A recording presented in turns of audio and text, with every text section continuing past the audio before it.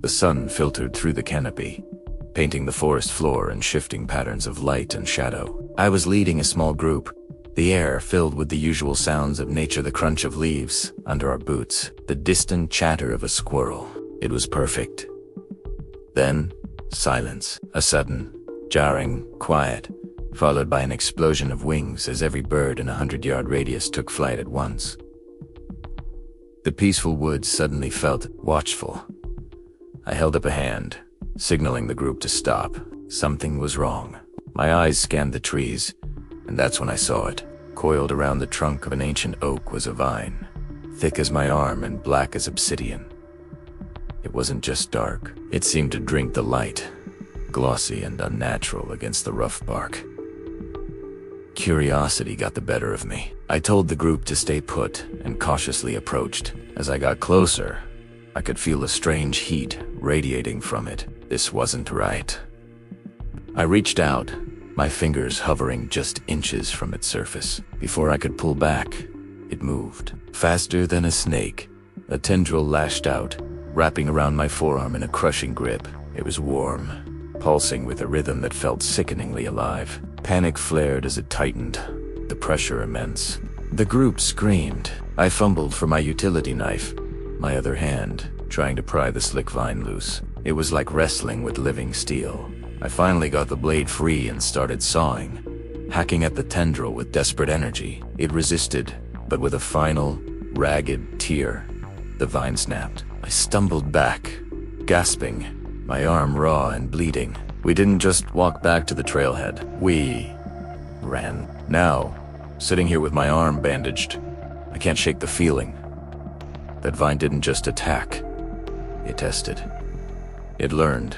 Evan stopped returning messages after the third night. The emails kept coming, but his phone stayed face down, buzzing unanswered. When he finally woke, someone was knocking. Precisely. Evan opened the door to 3 strangers. "You contacted multiple research networks?" the woman said. "We're here because of what you found." They studied his arm. The wound hadn't healed. "You were lucky," one said. "Luck doesn't usually repeat." They asked him to take him back. Evan said no. "I won't need anyone there," he said. "Not again." The woman nodded. "That's fine. We already know where it is."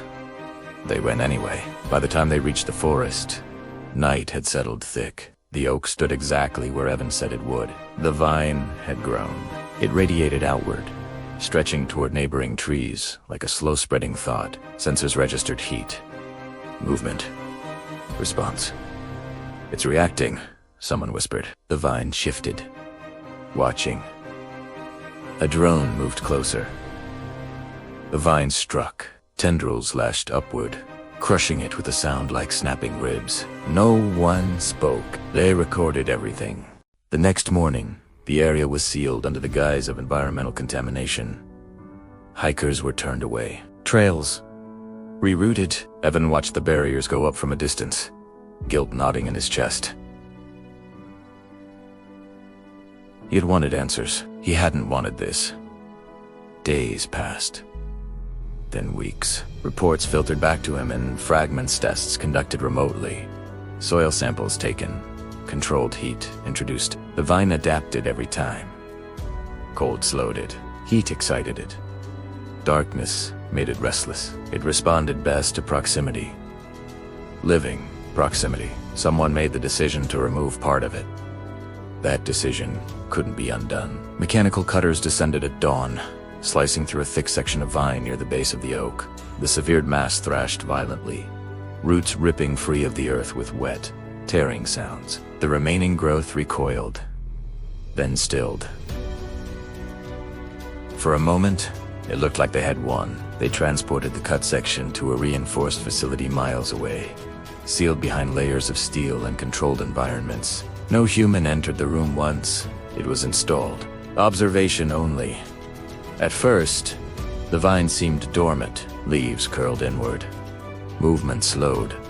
Relief crept in. Then a technician noticed something odd in the footage. The vine shifted whenever people passed outside the chamber. Not randomly. Specifically it leaned toward the warmth. Feeding tests followed. Animals released remotely. The results were efficient, too efficient evine.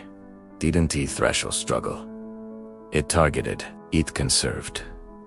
Someone said the word learning, and no one corrected them. Back in the forest, the remaining growth began behaving differently. It spread faster, deeper. Roots reached into abandoned burrows. Seeds appeared where no flowers bloomed. Animals disappeared.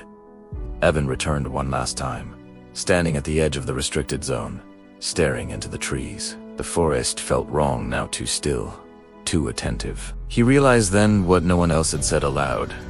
Cutting it hadn't, too weakened Italiano it had taught it. The truth came late, after the decision had already been made permanent. The vine wasn't invading the forest, it was responding to it. Soil analysis showed contamination from decades past chemical runoff.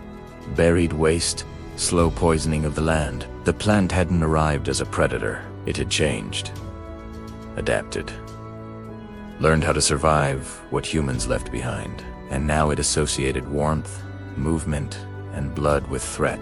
The facility breach happened quietly, no alarms at first. Just a camera feed going dark. By the time emergency protocols engaged, the vine had already spread beyond its chamber.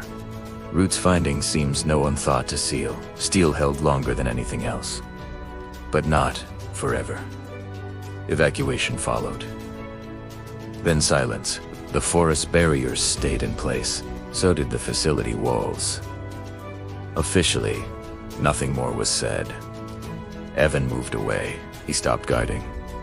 Stopped sending emails. Sometimes, at night, he felt warmth in his arm again. Faint and pulsing, like a memory refusing to fade. Somewhere far from him, forests continue to grow and learn. Not every threat arrives as an enemy. Some are shaped by how they're treated. The vine is still out there, in one place or many, waiting for the next thing that comes too close.